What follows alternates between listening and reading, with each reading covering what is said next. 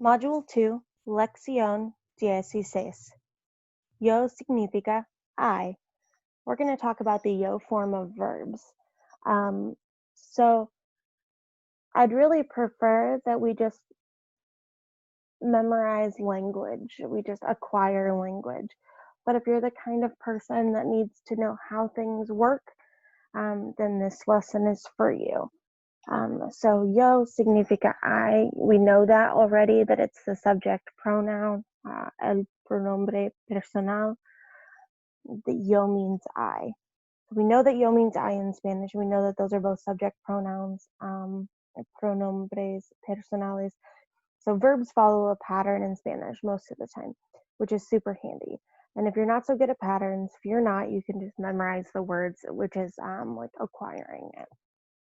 So in Spanish, verbs end in R, more specifically AR, ER, and IR. So for the yo or I form of most verbs, you just rip off those last two letters like a band-aid and throw the letter O on. So the yo form is really easy because all of the AR, ER, and IR verbs have the same ending for the yo form. It's an O. So for example, cantar, which means to sing, the yo form would be canto, because you rip off the AR and you slap on an O, so it becomes canto. So I sing canto. Let's try some more examples. Bailar. So rip off the last two letters, so it becomes bail. Add an O, so yo bailo. I dance. So usar becomes uso. I use. Escuchar becomes escucho. I listen. Monto. I ride. Pescar, pesco. I fish. Cazar, cazo. I hunt. Correr, corro. I run. Leer, leo. I read. Mirar, miro. I watch. Trabajar, trabajo. I work. Pasar, from like pasar tiempo, like I spend time. So it becomes paso. Paso tiempo is I spend time. Practicar as a practico, I practice.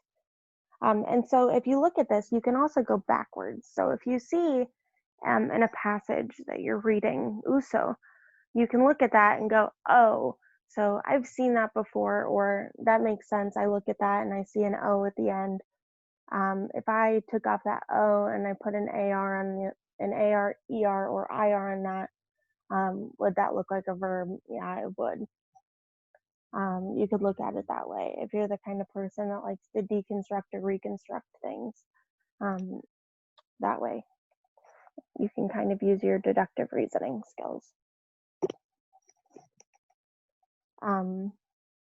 Otherwise, you could just kind of recognize root words, which is really all these are. It's a lot of what Spanish is recognizing root words.